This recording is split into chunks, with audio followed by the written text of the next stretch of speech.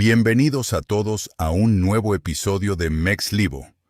El día de hoy tenemos un testimonio que muy pocos han escuchado, y menos aún, han vivido para contarlo. Las reglas de esta entrevista fueron claras. Cámaras apagadas, distorsionador de voz al máximo nivel, y sin revelar ubicaciones actuales.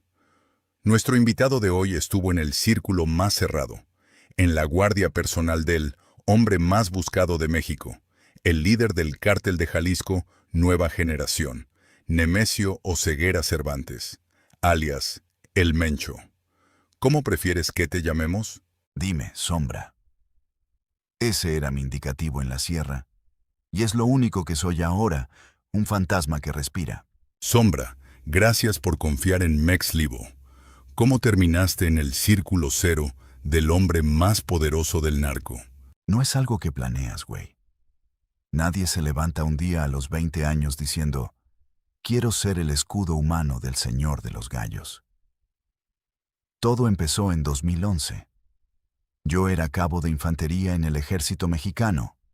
Estaba destacamentado en un batallón en Jalisco.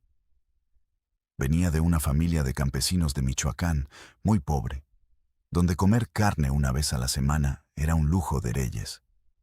Entré al ejército porque quería salir de esa miseria, quería hacer las cosas bien. Pero cuando estás adentro, te das cuenta de que la realidad es otra. Nos mandaban a operativos a partirnos la madre, a arriesgar el pellejo por un sueldo que daba risa. Ganaba unos 6,000 pesos a la quincena, y con eso tenía que mantener a mi esposa y a mi niña recién nacida. Pero lo peor no era el dinero. Era la frustración de ver cómo los altos mandos estaban arreglados. Hacíamos operativos, agarrábamos a cabrones con arsenales, y a las 2 horas recibíamos una llamada por el radio y teníamos que soltarlos. Era una burla. Una noche, estábamos en un retén cerca de Autlán, lloviendo a cántaros. Pasó una caravana de 4 camionetas blindadas, unas Raptor y unas Silverado nuevecitas. Mis compañeros y yo cortamos cartucho, les marcamos el alto. Se bajó un güey con pechera, con un cuerno de chivo bañado en oro y un radio colgado al pecho. No se veía asustado, al contrario, se veía molesto. Se acercó a mi teniente, le dio un celular y le dijo, «¿Te hablan?» El teniente contestó. Se puso pálido. Dijo, «Sí, señor», y nos ordenó bajar las armas. El güey de la pechera se me quedó viendo.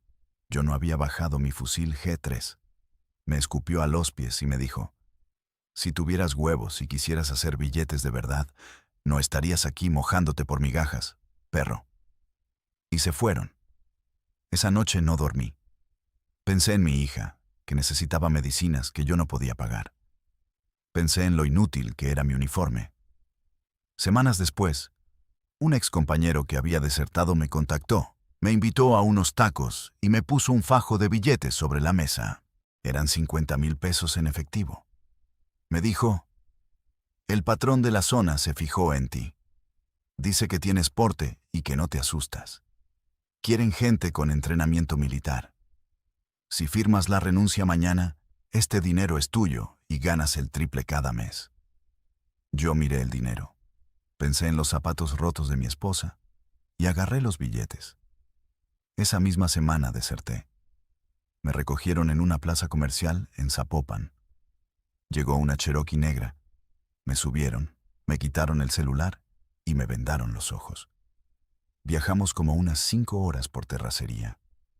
Cuando me quitaron la venda, estaba en medio de la nada, en la sierra, rodeado de más de 100 cabrones con armas que en el ejército solo veíamos en los catálogos de armamento gringo. Ahí entendí que ya no había vuelta atrás. Había entrado al infierno y el diablo pagaba bien. ¿Cómo fue ese primer entrenamiento con ellos? Brutal. Si el adiestramiento del ejército es duro, lo de esta gente es inhumano. No le llaman entrenamiento. Le dicen la escuela. A mí me mandaron a un campamento en la sierra entre Jalisco y Nayarit. Una zona tan espesa que los helicópteros de la Marina no pueden ver nada desde el aire por las copas de los árboles. Éramos unos 40 reclutas, la mayoría exmilitares, exmarinos y algunos policías federales. El jefe de instructores era un desertor de los GAFES, Grupo Aeromóvil de Fuerzas Especiales. Un tipo sin alma al que le decían el Comandante Cero. La primera noche nos formaron en fila, a 0 grados, solo con pantalón y botas, sin camisa. El Cero se paró enfrente de nosotros y nos dijo: «Aquí no vienen a hacerse ricos, aquí vienen a morir por el Señor. El que se quiera ir, que lo diga ahorita. Le damos un tiro en la cabeza y le ahorramos el sufrimiento de los próximos 3 meses». Nadie se movió. Nos levantaban a las 3 de la mañana con ráfagas de AR-15 disparando a centímetros de nuestras cabezas. El olor a pólvora y tierra húmeda era el desayuno. Nos hacían correr 30 kilómetros por la sierra cargando mochilas con 20 kilos de piedras y un bloque de cemento. Si te caías, te pateaban las costillas hasta que te parabas o vomitabas sangre. Pero lo peor no era lo físico, era lo psicológico. Buscaban quebrarnos, quitarnos cualquier rastro de piedad o humanidad. Nos enseñaban tácticas de emboscada, manejo de explosivos C4, tácticas de combate urbano y rural, uso de Barrett calibre 50, ametralladoras Minimi y lanzagranadas RPG-7. Teníamos munición ilimitada. En el ejército te daban unos cuantos tiros para practicar y los contaban. Aquí no. Aquí disparábamos miles de rondas al día. Pero también estaban las pruebas de sangre. No quiero entrar en detalles muy asquerosos, pero te obligaban a hacer cosas para probar que no ibas a dudar a la hora de matar o descuartizar a un rival. Sí, dudabas un segundo. Te convertías en el material de práctica de los demás.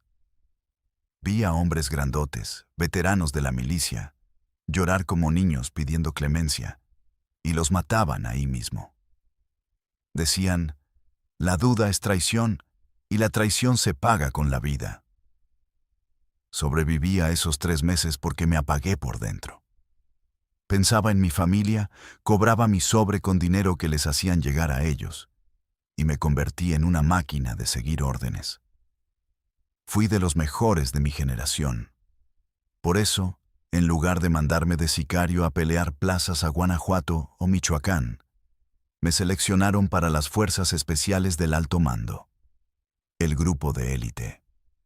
Nos dieron uniformes pixelados nuevecitos, chalecos tácticos de nivel 4 que aguantan balas perforantes, radios encriptados Motorola y armamento que superaba por mucho al de las fuerzas federales. Me dijeron: «A partir de hoy, tu vida no es tuya. Tu vida le pertenece al patrón. Tú no eres un sicario, tú eres un muro. Si una bala va hacia él, tú te pones en medio». ¿Cuándo fue la primera vez que estuviste frente a el Mencho? Pasó casi 1 año y medio después de graduarme de la escuela. Yo estaba en el anillo 3. Para que la gente entienda, la seguridad del Señor se divide en 3 anillos concéntricos. El anillo 3 son los punteros y la primera línea de choque. Están a kilómetros de distancia de donde él duerme. Controlan las entradas de los pueblos, las carreteras, y si viene el gobierno, su trabajo es hacer un infierno de balas para dar tiempo. El anillo 2 son las fuerzas tácticas de reacción rápida. Están a unos kilómetros más adentro, listos para emboscar si el anillo 3 cae. Y luego está el anillo 1, el círculo 0, la guardia personal. Esos cabrones duermen, comen y respiran al lado de él. Llegar ahí requiere de una lealtad que no se compra con dinero. Tienes que probar tu valor en combates reales. Yo me gané mi lugar durante un topón, enfrentamiento durísimo contra los guachos, militares, en tierra caliente, donde logré evacuar a un comandante clave bajo fuego cruzado de ametralladoras. Después de eso, me llamaron por el radio de frecuencia segura. Me dijeron que entregara mi celular, cualquier identificación y que me despidiera de mi familia, porque iba a estar incomunicado. Por un buen tiempo. Me llevaron a un campamento en lo más profundo de la Sierra de Jalisco. Era un lugar impresionante. A pesar de estar en medio de barrancos y bosque, tenían antenas satelitales camufladas, plantas de luz insonorizadas y vehículos todoterreno Polaris modificados. Me dijeron que esperara al lado de una fogata. Era de noche, hacía un frío que te calaba los huesos. De repente, escuché el sonido de unas cuatrimotos acercándose. Todo el campamento se quedó en un silencio sepulcral. Ni los pájaros se escuchaban. Hasta los cabrones más sanguinarios bajaron la cabeza y se quitaron las gorras. Llegaron 3 cuatrimotos. De la del medio se bajó un hombre. No era un gigante, no era un monstruo de 2 metros como uno se imagina. Era un hombre de estatura normal, tez clara, ya con algunas canas, vestido muy sencillo. Pantalón de mezclilla táctico, una chamarra Columbia oscura, botas de montaña y una gorra con un gallo bordado. Llevaba una escuadra al cinto. Nada ostentoso, ni oro ni diamantes. Era él, el señor de los gallos, el Mencho. Se acercó a la fogata, se frotó las manos por el frío. Su mirada era pesada, de esas que sientes que te escanean el alma, que te leen los pecados. El comandante del anillo me presentó. «Señor, este es el muchacho del que le hablé, el que sacó al delta de la emboscada». El Mencho me miró de arriba a abajo. Fueron los 10 segundos más largos de mi vida. Yo estaba firme, sin parpadear, sintiendo cómo el sudor frío me bajaba por la espalda a pesar de las heladas. Me preguntó con una voz calmada, ronca, con acento michoacano. «¿Cómo te dicen, mijo?» Le respondí firme. «Sombra, señor». Él asintió lentamente. «Me dicen que eres bueno para los chingazos y que no hablas de más. Eso me gusta. Aquí no ocupo habladores, ocupo lealtad. Si me cuidas, yo cuido a los tuyos hasta el día en que te mueras. Si me traicionas, ya sabes lo que pasa». Le contesté. «A la orden, señor». Me dio una palmada en el hombro y se fue a su tienda. En ese momento, me entregaron mi equipo especial. Un chaleco con placas de cerámica, un fusil Scarrele calibre 5,56 con mira holográfica y un radio con auricular directo a la frecuencia 0. Oficialmente, era su sombra. ¿Cómo era la logística? ¿Cómo vive escondido en la sierra alguien con tanto poder? Es una vida de perros, hermano. La gente se imagina que los grandes capos viven en mansiones de oro, rodeados de mujeres, con botellas de Buchanan's, nadando en albercas, como en las series de Netflix o las películas gringas. Pero la realidad del hombre más buscado por la DEA y la Marina de México es miserable en cierto sentido. Sí, es dueño de miles de millones de dólares, controla puertos, rutas, políticos, pero no puede ir a un centro comercial a comprarse un café. No puede dormir tranquilo ni una puta noche. Su vida y la nuestra era una paranoia absoluta y perpetua. El protocolo dictaba que no podíamos estar en el mismo lugar más de 3 días. A veces, ni siquiera 2. Nos movíamos constantemente por la sierra, entre Jalisco, Michoacán y a veces Colima. Dormíamos en casas de campaña camufladas, catres de lona o directamente en el puto suelo, sobre hojas secas, soportando piquetes de alacranes, arañas y mosquitos que te dejaban ronchas del tamaño de una moneda. La regla de oro era la invisibilidad. No se hacían fogatas de día para no generar humo. No se usaban luces blancas de noche, solo luces infrarrojas o rojas muy tenues. Teníamos inhibidores de señal del tamaño de una maleta grande que bloqueaban cualquier frecuencia de celular o rastreador satelital en kilómetros a la redonda. El Mencho no usaba teléfonos. Nunca. Si necesitaba comunicarse con sus lugartenientes para dar una orden importante, se lo dictaba a un mensajero. El mensajero bajaba en cuatrimoto varias horas hasta un punto seguro en un pueblo. Prendía un radio o un teléfono encriptado. Daba el mensaje y lo destruía. La comida era otra ironía gigante. Éramos 50 cabrones en el anillo 1, cargando en nuestras mochilas fajos de dólares y pacas de pesos por si había que sobornar a algún mando militar o salir huyendo. Pero nuestra dieta era de sobrevivencia. Comíamos latas de atún, sardinas, frijoles fríos en bolsa, tortillas duras, cecina y agua embotellada. A veces, si estábamos en un punto seguro muy adentro, bajaban campesinos pagados que nos traían borrego o gallinas vivas y hacíamos caldo. Pero era raro. Todo el maldito tiempo tenías que estar alerta. El radio zumbaba cada 10 minutos con reportes de los punteros. El cielo está despejado. Tenemos movimiento de guachos en la carretera tal. Vuelan los zopilotes, los helicópteros de la Marina. Yo cargaba un chaleco que pesaba 15 kilos, más el arma, más las municiones, más las granadas. No te quitabas las botas ni para dormir. Aprendes a dormir con un ojo abierto, escuchando cómo se rompen las ramas, cómo sopla el viento, tratando de adivinar si el ruido es un venado o un grupo de operaciones especiales de la Marina que viene a matarte. Recuerdo una noche de lluvia torrencial. El lodo nos llegaba a los tobillos. El señor estaba en su tienda, y nosotros estábamos haciendo perímetro bajo una lona, temblando de frío. Uno de los compañeros, un güey más joven, me miró y me dijo: «Sombra, traigo $100,000 en esta mochila, y daría 50,000 por un puto café caliente y una cama seca». Así era la vida. Millonarios en medio del lodo, cagando en hoyos en la tierra y limpiándonos con hojas, esperando que el gobierno o los rivales no nos encontraran. Debe ser una paranoia insoportable. Insoportable es poco. La paranoia te carcome la mente, te enferma el alma. Cuando vives huyendo del gobierno de México, de los gringos y de los carteles enemigos, empiezas a desconfiar hasta de tu propia sombra. Y eso, desde arriba, se filtraba a todos nosotros. La disciplina en el campamento era dictatorial. Un error mínimo te costaba la vida, sin juicios, sin preguntas.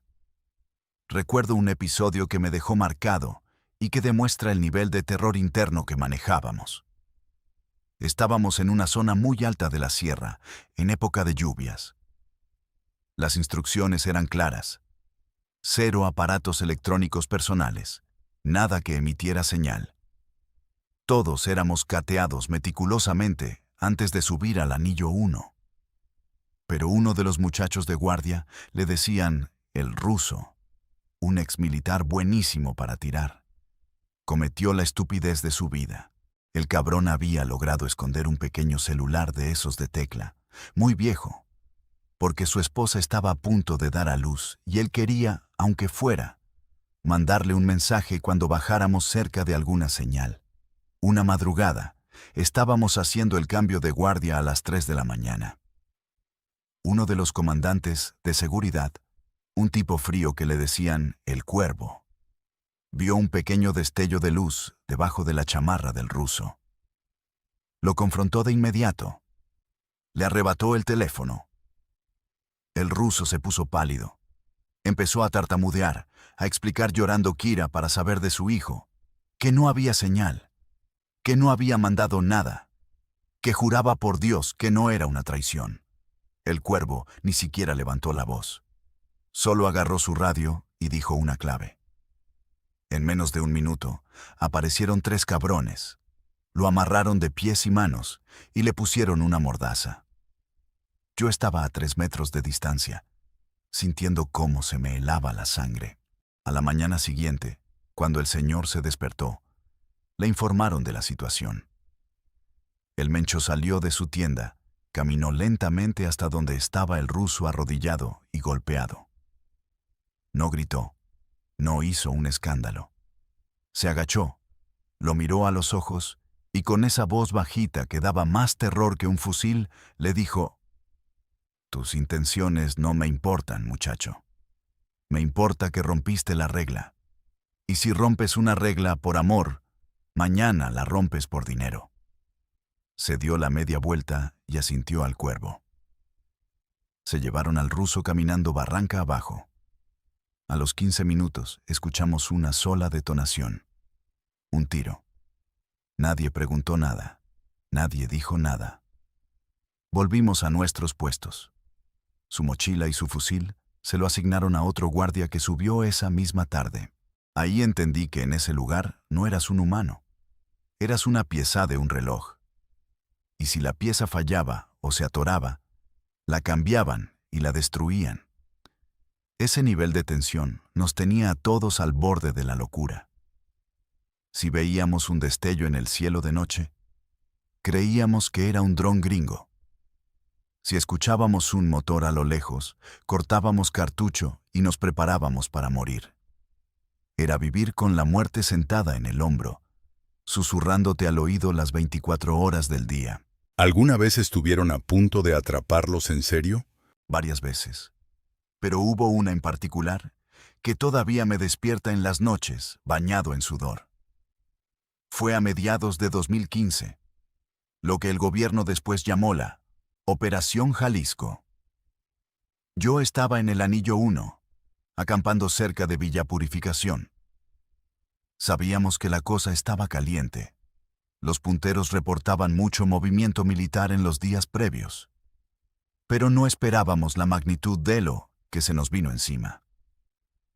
Eran como las 5:30 de la mañana. El cielo apenas empezaba a clarear. Había mucha neblina baja. De repente, el silencio del bosque se rompió con un sonido pesado, grave, un zumbido que hacía vibrar las hojas de los árboles. No era un helicóptero normal, eran varios. El comandante del radio empezó a gritar: «¡Pájaros negros! ¡Pájaros negros! Vienen rasurando los árboles». Eran los Black Hawk de la Marina y la Fuerza Aérea. Venían volando bajísimo para evadir el radar y nuestra vista hasta el último segundo. El campamento se volvió un caos controlado. La orden inmediata fue: «¡Saquen al señor! ¡Evacuación Delta!». 4 de nosotros corrimos a la tienda del Mencho. Él ya estaba vestido, tranquilo, poniéndose su pechera y agarrando su fusil. No había miedo en su cara, solo pura concentración. «Vámonos, muchachos», dijo nada más. Salimos corriendo hacia los vehículos Polaris. Pero antes de llegar, el infierno se desató. El primer Black Hawk apareció sobre la copa de los árboles y abrió fuego con una minigón. Esa madre no suena como un arma normal. Suena como una motosierra gigante cortando el aire. Bird. Las balas calibre 7,62 hacían pedazos los árboles. La tierra saltaba. Los cuerpos de los compañeros del Anillo 2 que intentaban cubrirnos caían destrozados. Era una lluvia de plomo, lodo y sangre. Nos tiramos al suelo. Yo cubrí al señor con mi cuerpo detrás de unas rocas enormes. El ruido era ensordecedor. Por el radio escuchaba los gritos de nuestros mandos. «Tírenle a los pájaros, tírenle con todo, sáquenlos del aire». Entonces vi algo que parece de película, pero fue real. Uno de nuestros operadores de RPG, un güey que le decíamos el Flaco, se paró en medio del fuego cruzado. Se apoyó el tubo lanzacohetes en el hombro. Apuntó al helicóptero de la Fuerza Aérea que venía haciendo un giro y disparó. El cohete salió con un estruendo brutal. El tiempo pareció detenerse. El cohete impactó justo en el rotor de cola del Black Hawk. Hubo una explosión seca, una bola de fuego, y el helicóptero empezó a dar vueltas sin control hasta estrellarse contra la ladera del cerro, levantando una nube de humo y fuego. El impacto desorientó a los otros helicópteros por unos minutos, y el cuervo gritó: «¡Ahora! ¡A la barranca!». Agarramos al señor y empezamos a correr barranca abajo, a pie. No podíamos usar los vehículos porque serían blanco fácil desde el aire. Corrimos durante horas por lo más espeso de la selva, cayéndonos, cortándonos con las espinas, cubiertos de lodo hasta las orejas. El Mencho corría a la par de nosotros. A pesar de su edad, no se quejaba. No pedía descansos. Atrás, en el campamento, el Anillo 3 y el Anillo 2 estaban dando la vida, enfrentándose al gobierno, quemando camiones en las carreteras de todo el estado para bloquear el paso de los refuerzos. Logramos llegar a un punto de extracción de emergencia donde nos esperaban unas camionetas cubiertas con ramas. Nos subimos y huimos hacia la zona más profunda de la Sierra de Michoacán. Ese día perdimos a mucha gente, muchos hermanos de armas. Cuando por fin paramos en un rancho seguro, ya de noche, yo estaba exhausto, sangrando de los brazos por las ramas, con las piernas temblando. El Señor se me acercó, me dio una botella de agua y me dijo: «Hoy naciste otra vez, muchacho». Y era cierto. Olía a muerte en todos lados. ¿Él cómo reaccionaba en esos momentos límite? Esa es la cosa más cabrona de este hombre. Yo vi a muchos comandantes y jefes de plaza, tipos que se creían los reyes del mundo, perder los estribos, gritar, llorar o paralizarse de miedo cuando los guachos les pisaban los talones. Pero el Mencho no. El tipo tiene hielo en las venas. Durante ese escape de los helicópteros, mientras a nuestro alrededor caían ramas destrozadas por las miniguns y volaban pedazos de carne de nuestros propios compañeros, su respiración no se agitaba de más. Parecía estar procesando la información como una computadora. En medio del escape por la barranca, nos detuvimos un momento bajo un risco para escondernos del ruido de un dron que pasaba. Yo estaba jadeando, con el corazón queriéndome salir por el pecho, agarrando mi fusil con tanta fuerza que me dolían las manos. Él sacó un radio pequeño que llevaba, cambió de frecuencia y con una calma que daba escalofríos, empezó a dar órdenes tácticas a los comandantes que estaban en las ciudades. «Quémenme Guadalajara, quémenme las carreteras, cierren el paso, nadie entra, nadie sale». Lo decía como si estuviera pidiendo un café en un restaurante. Esa frialdad es lo que hace que su gente le tenga una lealtad ciega.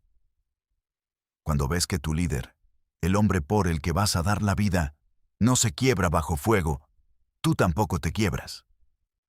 En esos momentos límite, su mirada se volvía más oscura. Observaba todo. Se fijaba en quién corría rápido, quién dudaba, quién perdía el equipo.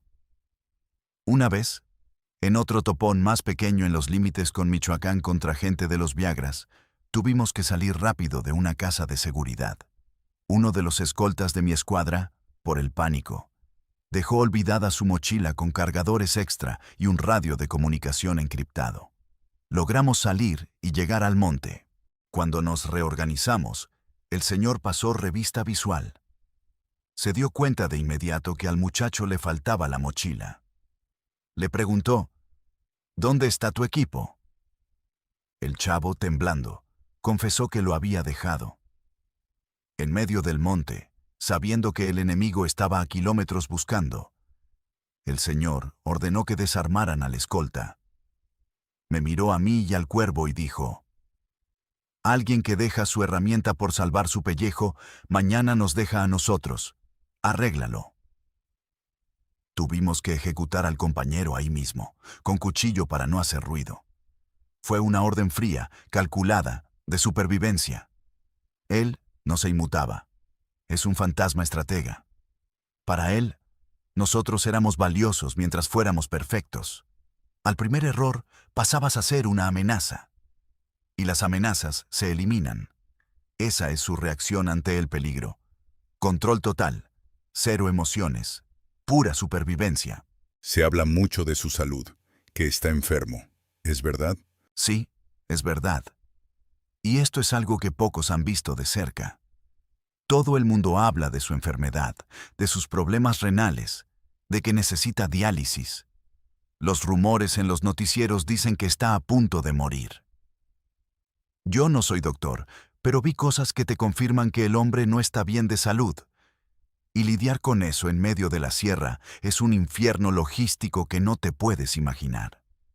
Hubo una temporada, creo que fue por 2018 o principios de 2019, en que nos movimos a una zona muy remota, casi inaccesible, porque él estaba sufriendo crisis fuertes. El hombre se veía demacrado, había perdido peso. El color de su piel era grisáceo y caminaba con dificultad, pero su voluntad era de acero.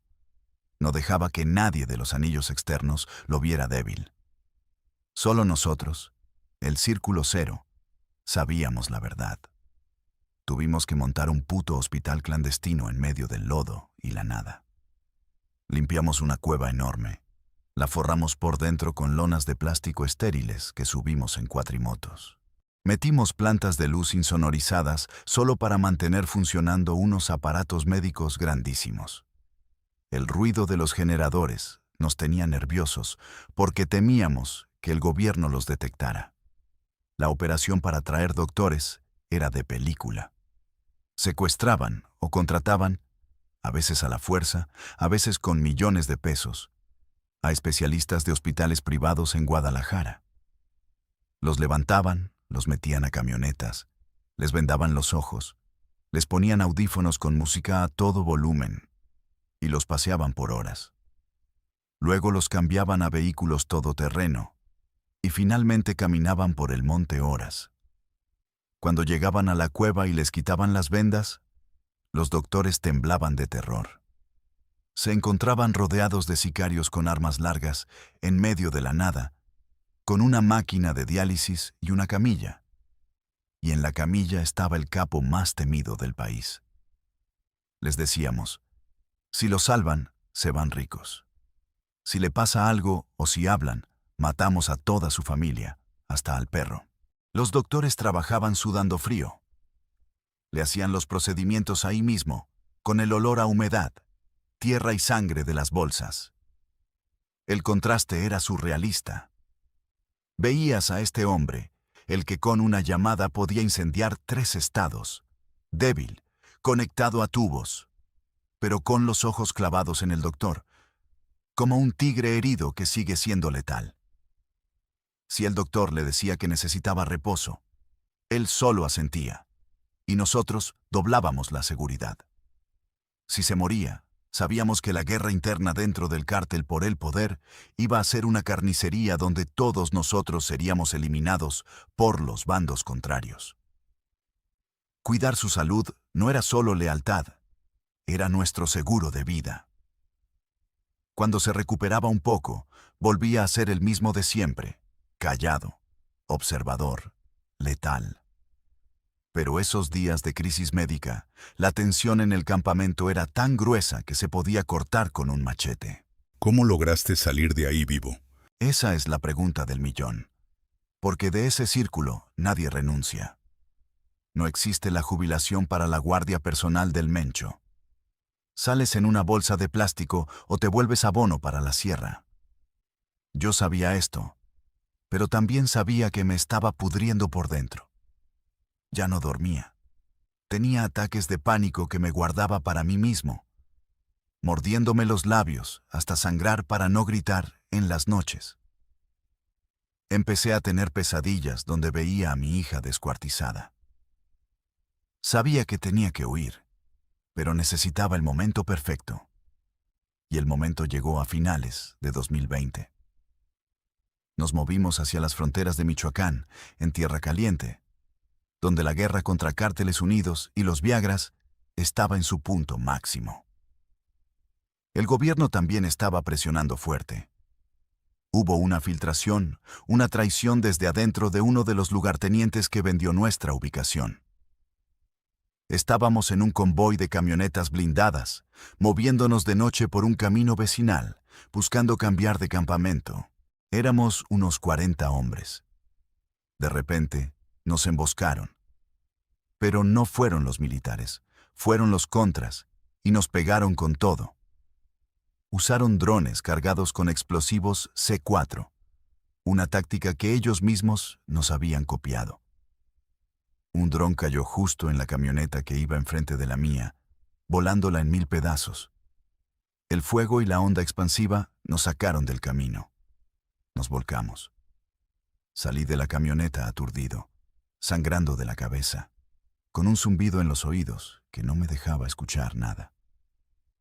Empezó el infierno de las balas trazadoras, ráfagas de 50 cal rompiendo el blindaje, granadas explotando. Todo era humo, gritos, fuego. Yo me parapeté detrás de una llanta quemada y empecé a disparar mis CAR. Vi cómo el comandante de mi escuadra caía con la mitad de la cara volada. La confusión era total, la noche era oscura como boca de lobo. Por el radio escuché la orden. Retrocedan. El señor ya fue evacuado en la Raptor 0. Cubran la retirada. No dejen a nadie vivo. Yo estaba en la retaguardia, aislado de los demás, disparando hacia la maleza. Los contras avanzaban. Sabía que si me quedaba a pelear, iba a morir. Si corría hacia mis compañeros, iba a seguir siendo un esclavo de la muerte. Así que tomé la decisión en fracciones de segundo. Me quité mi chaleco táctico, que llevaba mis iniciales y mi radio. Saqué mi placa de identificación de los gafes, que aún conservaba, y la tiré hallado de un cuerpo de un compañero, que estaba completamente calcinado e irreconocible. Le puse mi fusil y mi equipo. Y luego, me metí de lleno a lo más profundo de la maleza, arrastrándome como una víbora en dirección contraria a ambos bandos. Me arrastré por el lodo, por el estiércol, esquivando las balas que cortaban las hojas sobre mi cabeza. Me alejé del tiroteo.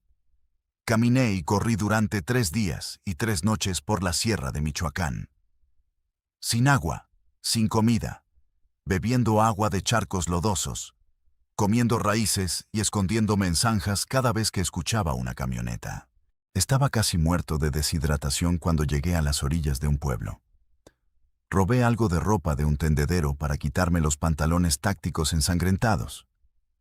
Logré llegar a una central camionera de un municipio grande. Usé el dinero en efectivo que llevaba escondido en las botas y me subí a un camión que iba hacia el norte. Oficialmente, para el cártel, yo morí calcinado en esa emboscada. Mi equipo y mis insignias se quemaron con ese pobre cabrón. Así es como Sombra, el guardaespaldas, desapareció. ¿Tienes miedo hoy? El miedo es mi respiración, hermano. No se va. Nunca se va. Ya pasaron años. Vivo en el extranjero, lejos de México. Cambié mi nombre, mi aspecto, mi forma de hablar. No tengo redes sociales, no hablo con mi familia. Para ellos también estoy muerto. El dinero que gané allá no me sirve de nada si tengo que mirar por encima del hombro cada vez que voy a comprar el pan. Me despierto en las madrugadas con el sonido de los Black Hawks en mi cabeza. Siento el olor de la carne quemada en mi nariz de la nada. Cuando escucho un motor fuerte en la calle, mi instinto es tirarme al suelo y buscar mi arma. Pero ya no tengo arma. Estoy solo. El cártel tiene ojos y oídos en todas partes del mundo, no solo en México. Si se enteran de que estoy vivo, de que estoy hablando, me van a encontrar. Y no solo me van a matar. La muerte rápida es un premio. Me van a torturar durante semanas y harán lo mismo con cualquiera que lleve mi sangre. Esta entrevista es la primera y última vez que abro la boca. Lo hago porque quiero que los morros, los chamaquitos de 15, 16 años que ven los corridos tumbados, que ven las series y piensan que traer un chaleco, un cuerno y una troca blindada es la gran vida, sepan la verdad. No es la gran vida. Es ser un animal de matadero. Eres carne de cañón. Ni siquiera los jefes, ni el mismo Mencho, con todos sus millones, tiene una vida que valga la pena vivir. Es pura paranoia, lodo, sangre y traición. Si entras a este mundo, firmas un pacto con el diablo, y el diablo nunca pierde. No hay honor, No hay familia, no hay lealtad. Solo hay miedo y supervivencia. Y al final, la muerte siempre cobra la factura. Yo estoy muerto en vida, güey. Y ese es el precio que pago por los pecados que cometí en la sierra, al lado del Señor de los Gallos. ¡Wow! Sombra, de verdad, no tengo palabras. Gracias por el valor de compartir esta historia con Mex Livo y con nuestra audiencia. Es un testimonio que nos abre los ojos a la realidad cruda y brutal que se esconde detrás del espejismo del narcotráfico. A todos los que nos están viendo, si esta historia les impactó tanto como a mí, por favor suscríbanse al canal Mex Livo, dejen su like y compartan este video. Seguiremos trayendo las historias más reales, peligrosas y ocultas de México. Sombra, te deseo paz, si es que alguna vez se puede encontrar. Nos vemos en el próximo episodio de Mex Livo. Hasta la próxima.